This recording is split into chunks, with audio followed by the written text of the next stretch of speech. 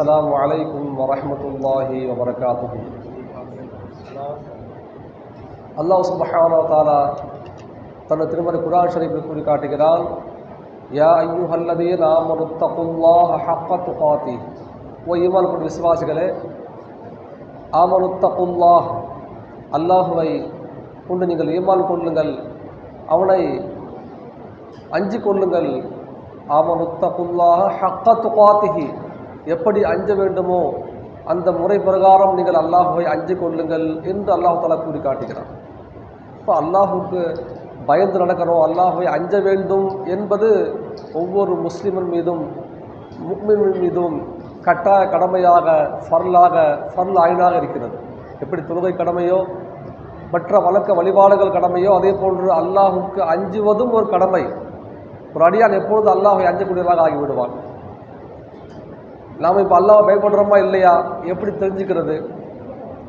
இமாம் ஃபக்கீஹ் அபு லைஸ் ரஹ்மஹுல்லாஹ் போன்றவர்கள் இன்னும் பல்வேறு பெரியார்கள் சில விஷயங்களை கூட்டியும் குறைத்தும் சொல்ல வரக்கூடிய கருத்தை ஒன்று தான் சொல்லியிருக்கிறாங்க. நம்ம இன்றைய ஏத்துக்காப்புடைய துவக்கத்தை கூட சொன்னோம். 7 உடல் உறுப்புகளை பாவங்களை விட்டு பேணிக் கொள்ள வேண்டும். ஒருவன் அல்லாஹை அஞ்சுவதற்கு அடையாளமே அதான். இந்த 11 விஷயங்களை ஒருவன் பேணாவிட்டால், 7 உடல் உறுப்புகளை பாவங்களை விட்டு பேணாவிட்டால் ஒருவன் நான் அல்லாஹை அஞ்சுகிறேன் என்று சொல்ல முடியாதுன்னு சொல்கிறாங்க சூஃபியாக்கள். அந்த 7 உடல் உறுப்புகள், அந்த 11 விஷயங்கள் என்னென்ன சுருக்கமாக சொல்வதாக இருந்தால், கண்களை பாவங்களை விட்டு பேணி பாதுகாத்துக் கொள்ள வேண்டும். கண்களால் ஏற்படக்கூடிய பாவங்கள், ஹராமான பார்வையை விட்டு கண்ணை பேணி பாதுகாத்துக் கொள்ள வேண்டும். 2வது, காதை ஹராமானவர்களை கேட்பதை விட்டும் பேணி பாதுகாத்துக் கொள்ள வேண்டும். ஹராமான தடை செய்யப்பட்ட பேச்சுகளை விட்டு, பொய் புறம் எவ்வளவு பாவங்கள் அதிகம் பெரும்பாலான பாவங்கள் நிகழக்கூடிய ஒரு பெரிய உறுப்பு, பாவங்களுக்கு பேர் போன உறுப்பு நாக்கு தான். சொல்லுவாங்க நபி ஸல்லல்லாஹு அலைஹி வஸல்லம், எவர் 2 தவடைக்கு மத்தியில் உள்ள உறுப்பையும் 2 தொடைக்கு மத்தியில் உள்ள உறுப்பையும் பேணி பாதுகாத்துக் கொள்வதற்கு பொறுப்பெடுத்துக் கொள்கிறாரோ அவர் சோனம் செல்வதற்கு நான் பொறுப்பெடுத்துக் கொள்கிறேன் என்று. அந்த 2 தவடைக்கு மத்தியில் உள்ள உறுப்பு நாக்கு, 2 தொடைக்கு மத்தியில் உள்ள உறுப்பு மர்மஸ்தானம். இப்போ நாக்கை எல்லா விதமான பாவங்களை விட்டும் பேணி பாதுகாத்துக் கொள்ள வேண்டும். 3 உறுப்பாயிடுச்சு. கெட்ட வாசனை எவனோ விரும்பி நோக்கிறதில்லை. அது முஸ்லீம் முஃமின் காஃபிர் கூட வித்தியாசம் இல்லை. அதில் எல்லாமே உஷாராக இருப்பாங்க. ஆனால் உடல் உறுப்புகளை பாவங்கள் செய்த விட்டும் ஒரு முஃமின், ஒரு முஸ்லீம் எப்படி கெட்ட வாடையை நம்ம விரும்பி நுகர மாட்டோமோ, விருப்பமோ, சே அசிங்கமாக இருக்குது, நம்ம அதுக்கு தேவையில்லை, தூரமாக சென்று விடுவோமோ, கெட்ட வாடையை துர்வாடையை விட்டு அதே போன்ற ஹராமான விஷயங்களை விட்டும் பேணி பாதுகாத்துக் கொள்ள வேண்டும். 4வது, வயிறு. வயிறு என்ன பாவம் செய்யும்? ஹராமான உணவை உட்கொள்ளாமல் இருக்கணும். எந்த வகையிலும் ஒரு சிறு கவலம், ஒரு துண்டு, ஒரு பருக்க கூட ஹராமான உணவு உள்ளே செல்லாமல் பேணி பாதுகாத்துக் கொள்ள வேண்டும். ஒரு கால் நௌசுபில்லா ஹராமான உணவு உள்ளே சென்று விட்டால், உள்ளே சென்ற அந்த உணவினுடைய தாக்கத்தின் காரணமாக நௌசுபில்லா அல்லாஹ்வுக்கு மாறு செய்ய வேண்டிய ஒரு சூழ்நிலை ஏற்பட்டுவிடும். ஹராமான செயலை செய்ய வைத்து விடும். எனவே தான் சொன்னாங்க சூஃபியாக்கள், வயிற்றையும் ஹராம்களை விட்டு பேணி பாதுகாத்துக் கொள்ள வேண்டும். 4வது. அடுத்து கண்ணு, காது, வாய் 3 பார்த்தோம். 4வது வயிறு. 5வது மர்மஸ்தானம். மர்மஸ்தானங்களை ஹராமானவர்களை விட்டு, மானக்கேடான விஷயங்களை விட்டு பேணி பாதுகாத்துக் கொள்ள வேண்டும். 5 உடல் உறுப்பாயிடுச்சு. 6வது 2 கைகள், ஹராமான செயல்களை செய்வதை விட்டும் கைகளை பேணி பாதுகாத்துக் கொள்ளணும்.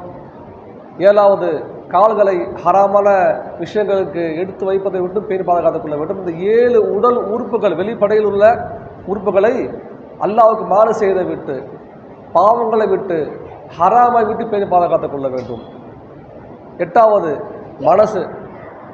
மனசுனா ஹார்ட்னு சொல்கிறோம், துடிச்சிட்டு இருக்கோமே, வெளியே தெரியக்கூடிய டாக்டருடைய அந்த அடிப்படை சொல்லக்கூடிய நமக்கு இடது பக்கம் உள்ள அந்த வெறும் சதை பிண்டம் அல்ல, கல்புன்னு சொல்லக்கூடிய எண்ணம், சிந்தனை, நாட்டம், தேட்டம் போன்ற அனைத்து வஸ்துக்களிலும் பாவங்களை விட்டு தவிர்த்திருப்பது. எப்படி 7 உடல் உறுப்புகளில் பாவங்கள் நிகழுதோ அதை விட அதிகமான பாவங்கள் நிகழக்கூடிய இடம் உள்ளம்தான். உள்ளத்தினுடைய பாவங்கள் வெளியே தெரியாது. அவன் உடல் உறுப்புகளில் பாவம் செய்யும் பொழுது, லாகிராக வெளிப்படையாக தெரியக்கூடிய உடல் உறுப்புகளில் பாவம் செய்யும் பொழுது வெளியே தெரியும். இப்போ இந்த ஹராம் பார்க்குறான், கண்டுபிடிச்சிடலாம், ஹராமை பார்த்துருக்கிறான், தடுக்கப்பட்ட விஷயத்தை பார்த்துட்டு இருக்கிறான், அல்லாஹ் தடுத்ததை பார்க்குறான், இப்போ ஹராமான விஷயத்தை குடிச்சிட்டு இருக்கிறான், அல்லது ஹராமான வேலையை செஞ்சுட்டு இருக்கிறான், நமக்கு தெரிஞ்சிடும் வட்டி வாங்குறான், ஹராமான வேலை செய்கிறான். அதே போல் கெட்ட விஷயங்களை கேட்டுட்டு இருக்கான், சினிமா பாட்டு கேட்குறான். இத்தகைய 7 உடல் உறுப்புகளில் செய்யக்கூடிய பாவங்கள் நமக்கு பக்கத்தில் இருக்கிறவங்களுக்கு வெளியே தெரியும். அதை பேணுவதும் கொஞ்சம் ஈஸி தான். குறைஞ்சபட்சம் பெரும்பாலான மக்கள் பிறர் பார்க்கிற மாதிரி ஹராம் செய்ய மாட்டாங்க உடல் உறுப்புகளால். ஏன்னா அது வெளியே தெரிஞ்சிடும், மானம் போயிடும், மரியாதை போயிடும். தவறு செய்கிற கூட சமயத்தில் மறைச்சி ஒழிச்சு செய்வான். அல்லாஹ் காப்பாற்றணும். தனிமையிலும் இருள் சூழ்ந்த நேரத்திலும் நாம் தனியாக யாருமே பார்க்காத இடத்துல இருக்கின்ற போது கூட அல்லாஹ்வுடைய அச்சம் இருக்க வேண்டும். இந்த 7 உடல் உறுப்புகளையும் பேணணும். உள்ளம் இருக்கு பாருங்க, அந்த 7 உடல் உறுப்புகளை விட பன்மடங்கு மோசமானது. எல்லா தவறுகளும் பெரும்பாலும் நிகழக்கூடிய துவக்க புள்ளி உள்ளம்தான். உள்ளம் சீர்பட்டு விட்டால் சொல்லுவாங்க நபி ஸல்லல்லாஹு அலைஹி வஸல்லம், உள்ளம் ஒருவனுக்கு சீராகிவிட்டால் எல்லா உடல் உறுப்புகளும் சீர்பெற்று விடும். உள்ளம் கெட்டுவிட்டால் எல்லா உடல் உறுப்புகளும் பாவம் செய்ய ஆரம்பிச்சிடும். அப்போ அந்த 7 உடல் உறுப்புகள் பாவம் செய்வதற்கு தூண்டுதலாக இருக்கிறது, ஆரம்ப புள்ளியாக இருக்கிறது, உதவியாக இருக்கிறது. அதற்கு வேண்டிய வேட்கையும் ஹராம் செய்ய வேண்டும் என்ற ஒரு எண்ணத்தை போடுறது எல்லாம் உள்ளம்தான். உள்ளத்தில் நிகழக்கூடிய பாவங்கள் தான் ஏராளம். உடல் உறுப்புகளில் நிகழக்கூடிய பாவத்தை விட பெரும் பாவங்கள் கூட, ஷிர்க் குஃப்ர் போன்ற பாவங்கள் நிகழக்கூடிய இடம் உடல் உறுப்புகள் அல்ல, உள்ளம்தான். நிஃபாக் ஏற்படக்கூடிய, நிஃபாக் என்பது இஸ்லாத்தை விட்டு வெளியே போகக்கூடிய ஷிர்க் குஃப்ரை போன்ற ஒரு பெரிய பாவம் தான் நிஃபாக். நிஃபாக் நிகழக்கூடிய இடம் உள்ளம். ஷைத்தான் கெட்டு போனது உடல் உறுப்புகளில் செய்யக்கூடிய பாவத்தை வச்சு கெட்டு போகலை, கண்ணில் ஹராமை பார்த்து கெட்டு போகலை, காதில் ஹராமை கேட்டு கெட்டு போகலை, ஹராமான விஷயத்தை பேசி அவன் காஃபிரா போகலை. அவன் கெட்டு போனது உள்ளத்தில் ஏற்படக்கூடிய பாவங்களை வச்சு தான். கிபுரு, உஜுபு போன்ற தான் என்ற அகம்பாவம், மமதை, தற்பெருமை, பிறரை விட தன்னை உயர்வாக நினைப்பது போன்ற பெரும் பெரும் பாவங்கள் நிகழக்கூடிய இடம் உள்ளம்தான். சூஃபியாக்கள், ஷேகுமார்கள், வலிமார்கள் உள்ளத்திற்கு அதிக முக்கியத்துவம் கொடுப்பாங்க. உள்ளத்தில் உள்ள கசடங்களை போக்கிறதுக்காக வேண்டிதான் இத்தகைய மஜ்லிஸ்கள், திக்ர் ஃபிக்ர்கள் செய்கிறது, அதிகமான தஸ்மீஹ்கள் செய்கிறது, குறிப்பாக ஃபாஸன் ஃபாஸ் செய்கிறது போன்ற திக்ர் அல தவாம் சொல்லக்கூடியவைகள் எல்லாம் ஏற்படுத்தப்பட்டதெல்லாம் உள்ளத்தை தூய்மை செய்வதற்காக வேண்டிதான். இப்போ உள்ளம் நேர்பெற்று விட்டால், சரியாகிவிட்டால், சீர்பெற்று விட்டால் உடல் உறுப்புகள் எல்லாம் சீர்பெற்றுவிடும். இப்போது பெரும் பெரும் பாவங்கள் நிகழக்கூடிய அந்த இடம் உள்ளம் தெரிஞ்சிருச்சு. உடல் உறுப்புகளில் செய்யக்கூடிய பாவங்கள் சின்ன குழந்தை கூட சொல்லிடும், ஒரு சிறு முஸ்லீமான பையன் கூட சொல்லிடுவான். ஆனால் உள்ளத்தில் ஏற்படக்கூடிய பாவங்கள் என்ன என்பதை ஷேகுமார்கள், வலிமார்கள், உலமாய பாத்தின் சொல்லக்கூடிய அத்தகைய மார்க்க ஜானத்தில் உச்சத்தை தொட்ட ஆலிம் பெருமக்களிடம் மண்டியிட்டு உள்ளத்தில் ஏற்படக்கூடிய பாவங்கள் என்ன, அதை எப்படி திருத்துவது, எப்படி அதெல்லாம் மீண்டு வருவது. பொறாமை உள்ளத்தில் ஏற்படக்கூடிய பாவம். பொறாமைனா என்ன, எப்படி நிகழ்கிறது, அதை பற்றி நாம் தெரிஞ்சால்தான் அந்த பாவத்தோடு நாம் தப்பிக்க முடியும். கிபுர்னா என்ன தெரியவே இல்லைன்னா அந்த பாவத்தோடு தப்பிக்க முடியாது.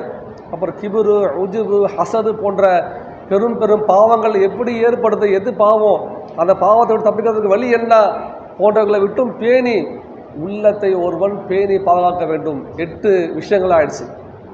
9வது, எல்லா வணக்க வழிபாடுகளையும் அல்லாஹ்விற்காக வேண்டி தூய உள்ளத்தோடு செய்யணும். இஹ்லாஸ் இல்லாமல் செய்து அல்லாஹ்கிட்ட எந்த பயனும் இல்லை, எந்த கூலியும் இல்லை, தண்டனை தான் கிடைக்கும். ஜஸாவுக்கு பதிலாக சஸா தான் கிடைக்கும். அப்போ நம்ம செய்கிற அமல் எவ்வளோ உயர்ந்த அமலாக இருந்தாலும் சரி, தொழுகை, நோன்பு, ஜகாத், ஹஜ்ஜி போன்ற இறை வழக்கங்கள் எவ்வளோ உயர்ந்த வழக்கமாக இருந்தாலும் சரி, அல்லாஹ்விற்காக வேண்டி இஹ்லாஸான முறையில் தூய உள்ளத்தோடு நாம் செய்யாவிட்டால் அதற்கு அல்லாஹ்விடம் எந்த மர்த்தபா, தரஜா, அந்தஸ்தும் இல்லை. அதற்கு பதிலாக அல்லாஹ்விடம் தண்டனை தான் கிடைக்கும்.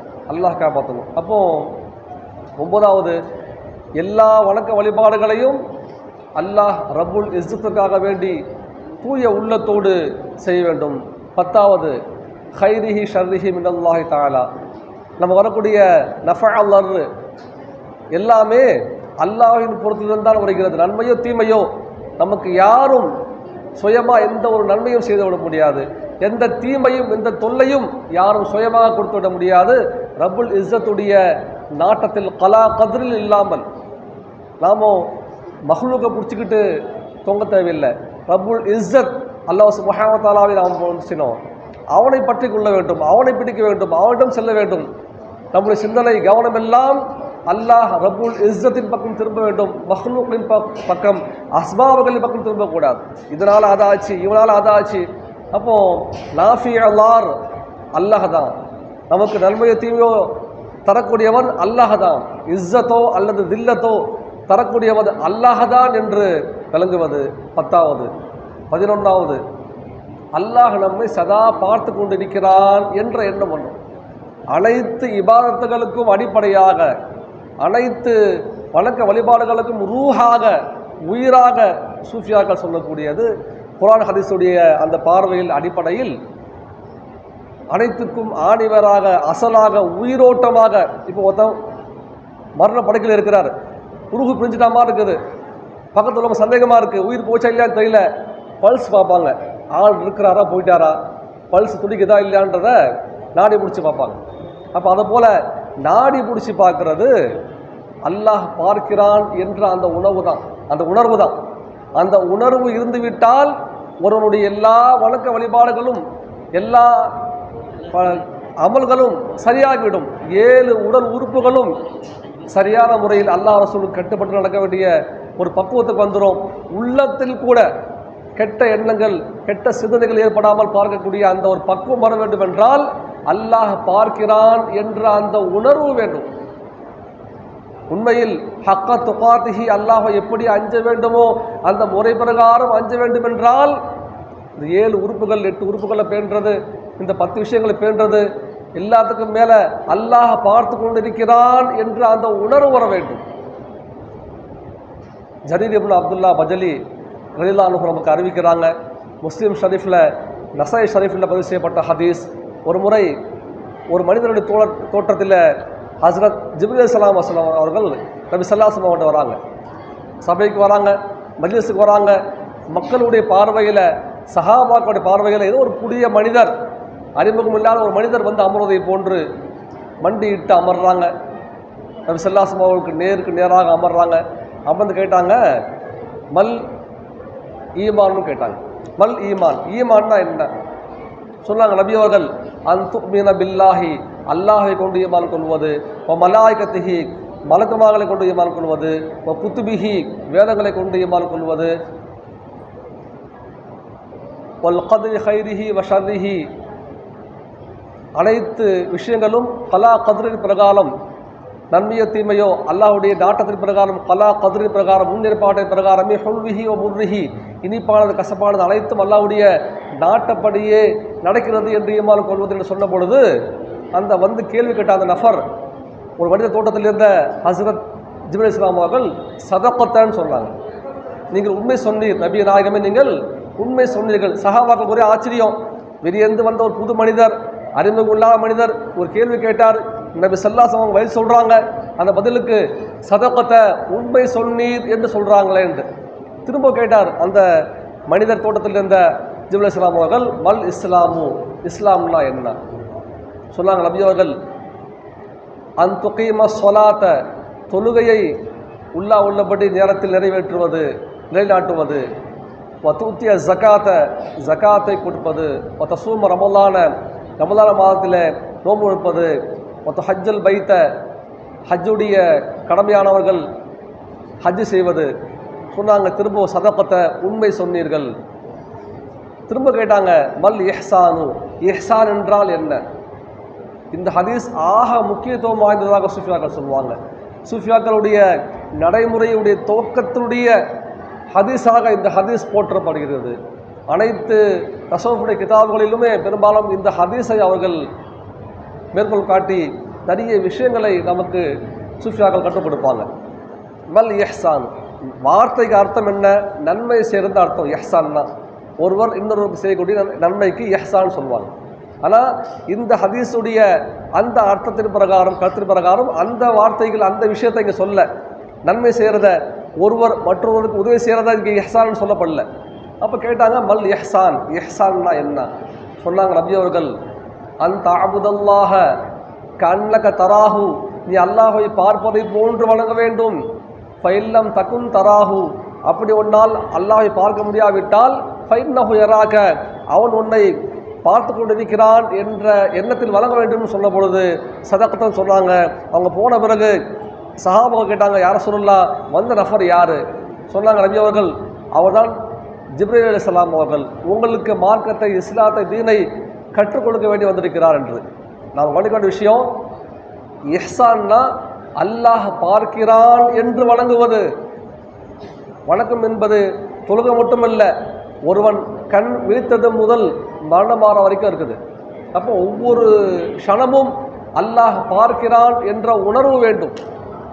அல்லாஹ்வை பார்க்கின்ற ஆற்றல், கண்ணால் அல்லாஹ்வை பார்க்கின்ற ஆற்றல் பாக்கியம் கிடைக்க பெற்றால் அல்ஹம்துலில்லாஹ் பார்க்கலாம், அல்லாஹ்வை கண்ணால் தரிசித்து வணங்கலாம். அந்த பாக்கியம் இல்லை என்றால் அல்லாஹ் பார்க்கிறான் என்ற உள்ளுணர்வோடு வணங்க வேண்டும். சூஃபியாக்கள் சொல்லுவாங்க, இந்த படித்தரத்தை எட்டுவதற்கு முதல் ஒருவன் செய்ய வேண்டியது முஹாசபத்துன் நஃப்ஸ். ஒவ்வொரு நாளும் ஒருவன் தனக்குத்தானே கேள்விகளை கேட்டுக்கொள்ள வேண்டும். இன்று நாம் செஞ்ச நல்ல அமல்கள் என்னென்ன, பாவங்கள் தீமைகள் என்னென்ன, நன்மைகள் மிகுத்திருந்தா அல்ஹம்துலில்லாஹ் அல்லாஹ்வுக்கு நன்றி செலுத்தணும், சுக்ரு செய்யணும்.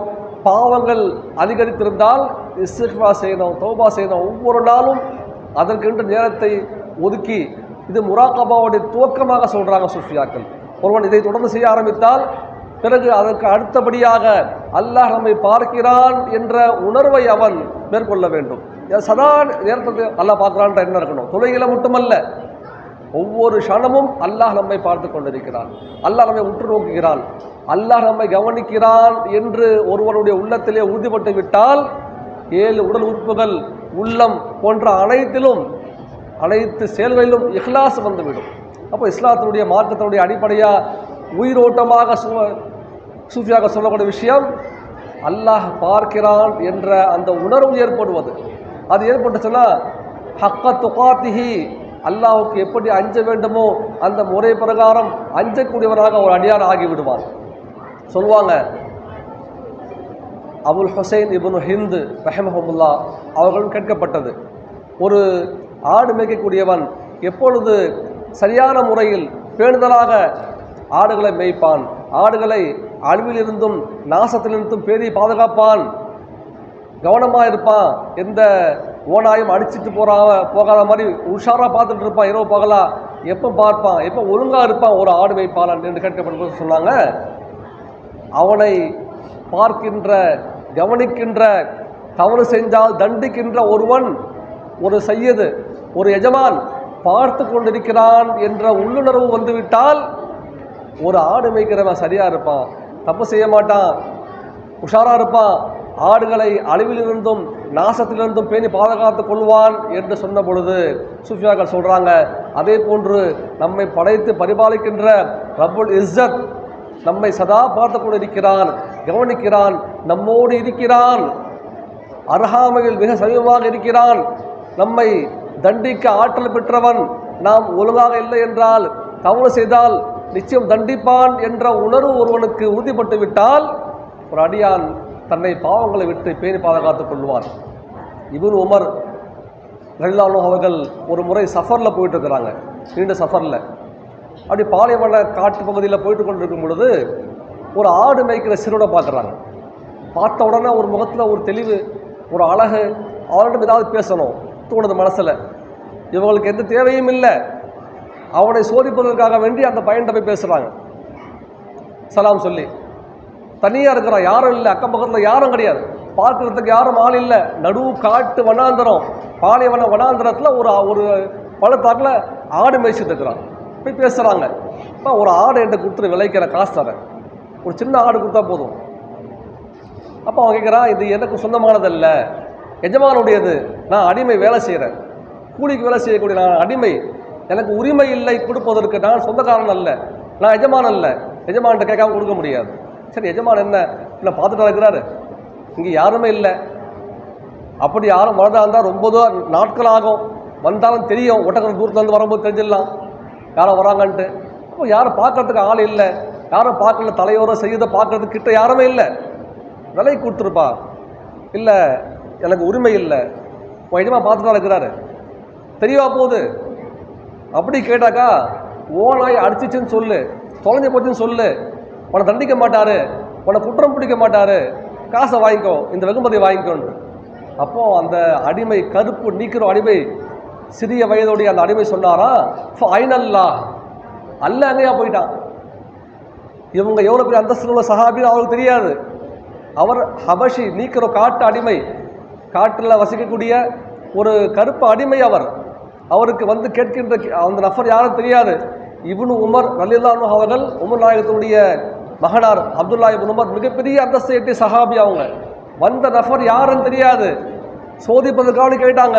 ஃபைனல்லான்ட்டு அந்த கருப்பு நீக்கிற அடிமை சொன்னது அவங்களுடைய உள்ளத்தை பெரிய ஒரு தாக்கத்தையும் ஒரு மாற்றத்தையும் ஏற்படுத்தியச்சு. வரலாற்றில் பதிவு செய்கிறாங்க, அவர்கள் வாழ்நாள் முழுவதும் அந்த கருப்பு நீக்கிற அடிமை சொன்ன அந்த வார்த்தையை சொல்லி கொண்டே வந்தாங்களாம். ஃபைனல்லா, ஃபைனல்லா. அப்போ அல்ல அங்கே இருக்கிறான், அவன் இல்லாத இடமே இல்லை, எங்கேயும் போய் ஓடி ஒளிஞ்சிட முடியாது, அல்லாஹ்வுடைய பார்வை விட்டு யாரும் தப்பிச்சிட முடியாது. சாட்சியம் பார்க்கக்கூடிய மலக்குமார்கள் ஒரு பக்கம், வாய்க்கு பூட்டு போட்ட உடல் உறுப்புகள் சாட்சி சொல்லும் மறுமையில், அதெல்லாம் மறுபக்கம். படித்த ரப்புல் இஸ்ஸத் பார்த்துட்டு இருக்கிறான். ஒரு ஆராபி இந்த விசுவாசம் அவங்கள்ட்ட வராங்க, யார சொல்லலாம், நான் ஒரு பாவம் செஞ்சுட்டேன். அப்படியா, அல்ல யாரை மன்னிப்பானான்னு கேட்டாங்க. அல்ல மன்னிப்பான், மன்னிக்கிறவன், அனைத்து பாவங்களையும் மன்னிக்கிறவனுடையவன். இஸ்திக்ஃபார் செஞ்சா, தௌபா செஞ்சா, எவ்வளவு பெரும் பாவம் செய்தாலும் அல்லாஹ் மன்னிச்சிருவான். சந்தோஷமாயிட்டாரு, மனசு குளிர்ந்து போயிடுச்சு. திரும்பி போறாரு அந்த ஆராபி. கொஞ்சம் தூரம் கூட போகலை, திரும்ப வராரு. யார சொல்லலாம், ஹல் யரானி ஹீன அஃபாலுஹா, நான் அந்த பாவத்தை செய்கின்ற பொழுது அல்லாஹ் என்னை பார்த்து கொண்டிருந்தாரான்னு கேட்டார். ஒரு ஆராபி, கிராமவாசி. ஆமான்னு சொன்ன உடனே அங்கேயே ஒரு வீரிட்டு ஒரு சத்தம் விட்டு அவருடைய ரூஹ் அங்கேயே பிரிந்து விட்டதாக கிதாபில் பதிவு செய்கிறாங்க. அப்போது அல்லாஹ் சதா பார்த்து கொண்டிருக்கிறான். கானல்லாஹு அலா குல்லி ஷைஇன் ரகீபா.